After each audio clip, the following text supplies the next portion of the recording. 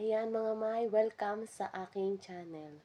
Dahil naging successful po yung munting sharing namin last December, napag-usapan naman namin ng Team Pinagpala na mag-share ulit ng blessing sa mga bata po. Sa ngayon po, mamimigay po tayo ng school supplies para po sa mga daycare student. Napag-usapan po namin na magbibigay kami ng school supplies sa 3 daycare. Pero kinalaunan, napag-usapan naming tatlo na nag-organize, what if gumawa ng way para makaipon ng maraming school supplies. Ayan, sa mga gustong tumulong po, nagpalagay po ako ng donation box po sa may harap po ng tindahan namin sa Butag. Sa mga gusto pong tumulong, sa mga gusto pong mag-share ng papel, lapis, Crayola, especially po drawing books kay mga daycare po sila.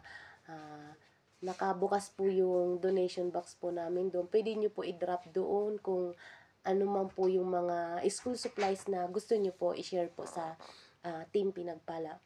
Kung ano man po yung i-drop nyo sa box, ibibigay po natin yan sa mga daycare student.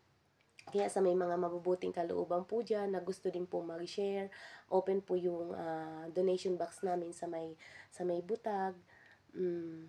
Mas maraming mag-donate, mas marami po tayong student na mabibigyan po mga May. Kaya sa katulad namin na bless araw-araw, pinagpala, lahat tayo pinagpala, what if mag-share naman tayo ng blessing, lalong-lalo na sa mga bata. Doon din po sa mga nagtatanong po sa akin kung tumatanggap pa po ba kami ng mga damit na idodonate po nila. Yes po. Kahit anong oras po, nakabukas po yung donation box namin doon sa Butag. Open po yung donation box ng Team Pinagpala. Kung ano man po yung mga damit na binibigay po ninyo, iniipon po namin yan kasi may lugar po kami na gusto bigyan, especially po yung mga nasa bundok, yung po ang gusto naming mapuntahan ng Team Pinagpala po mismo.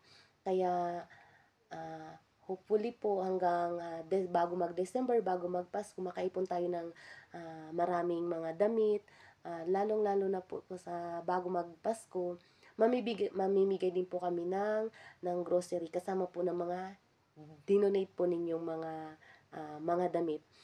Kami din po na member ng Pinagpala, nag-share din po kami ng mga pinaglumaan naming damit ng mga anak po namin. Kasi gusto namin mabigay po sila sa mga taong nangangailangan. Kaya sa mga kabunoy namin, mga kamay, yung ibang member ng Team Pinagpala uuwi po bago magpasko, kami po mismo ang magbibigay po sa inyo ng blessing po. I-share din po namin yung blessing para po sa inyo. Kaya pinapanalangin namin na mas marami tayong maipon hanggang December para mas marami po tayong mabigyan na kapwa po natin. Kaya sa mga katulad naming Pinagpala, bless, welcome po kayo sa bahay ng aming Team Pinagpala. Thank you.